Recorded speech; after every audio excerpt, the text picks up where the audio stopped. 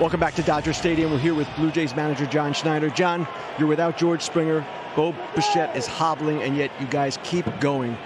How is it that the Blue Jays are so unfazed? It's the personalities we have in the clubhouse, and it starts with the leadership guys. I think that we've really kind of grasped onto that, and the guys play for one another. It's really, really cool to watch them just come every day and just focus on what's important, that day. So off to a good start. Shane Bieber so far, what do you see? So far, so good. I think, when Shane, his last few outings, especially in the postseason, when he kind of gets into the game, he gets into a good rhythm. I think that his breaking ball is good, curveball especially. Good changeup to Shohei there for the strikeout. And I'd like to see him use his heater a little bit more, locate that, and open up some other things. But right now, I think he's pitching like a veteran does. Finally, George Springer. You're listing him as day-to-day. How realistic is it that he might return in this series? I think so. He was able to swing a little bit this afternoon and kind of progressively feeling a little bit better as today goes on. So we'll see how the rest of this game goes. And if not today, hopefully tomorrow he should be good to go. John, thanks a lot. Joe, back to you. This is the part of game that you got to watch for that fatigue and the adrenaline running off. Breaking pitch gets him swinging, but it was over the plate. Yeah, he has the stuff to get through this lineup. Don't get me wrong, but this is the part where you get the adrenaline is gone, and you're now working off of all the training you put in, all the effort to dominate on the mound. He's going to have to work really, really hard mentally on location from this point on. One gone in the fourth inning, his second strikeout. Now he's home with a fastball for a strike on Dalton Varsho. Now, he was so good in high school in Japan that his plan was to go right to the United States, sign with a major league team right away, and pursue the pitching side of things. And he was so certain that he was going to do that he told Japanese teams, do not bother drafting me. I'm going straight to the States. There was one team, though, that ignored that and then sold him on the idea of trying this, of trying to do something nobody had ever done, and that is be a two-way guy. And he was already doing it. It's just he hadn't really considered that could be a path that he could take as a pro. And they had a forward-thinking manager on that team. The fighters were the team, and Hideki Kuriyama was the manager, kind of the Joe Madden of Japanese pro baseball. And he said, hey, you can go where nobody's ever gone. What do you think?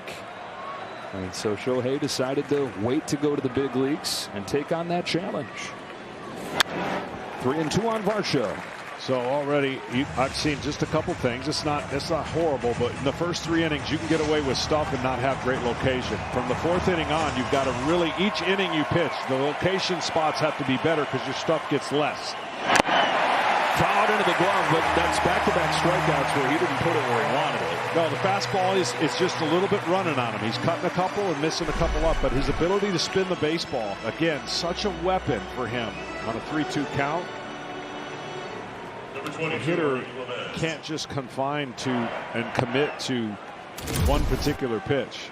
They just got to hope for a mistake and get it like Vlad got it.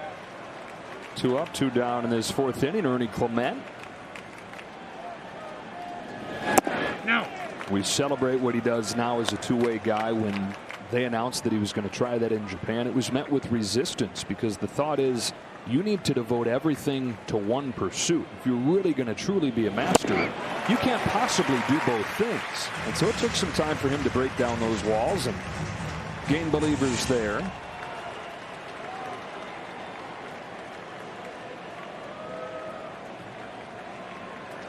Let's go of a 1-1 pitch to Clement. Sweeper moves a mile for strike 2.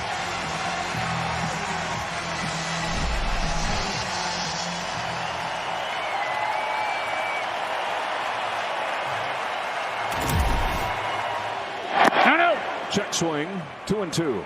See, all he does with that breaking ball, if he wants it to break top to bottom with slower break, he gets on top of it. If he wants it to break side to side, he's going to get on the side of it and create the same torque, which creates that east to west movement. And I think that's why it's so tough to hit against a guy like this, because hitters are used to seeing certain pitches break a certain way, and now they got to cover every angle and every lane. Looks to strike out the side in the 4th. Chopper foul. Here's the other thing people forget. How bad he was with the Angels when he first got there. spring training, they were like, I don't think there's any way we can bring him up, but his contract called for an X amount of things for him to do, and good for him. And he worked his way into both, being pretty darn good. Another 2-2. Strikes out the side in the fourth. The Blue Jays, though, on a Vlad Jr. home run, have a 2-1 lead to the bottom of the fourth of Game 4.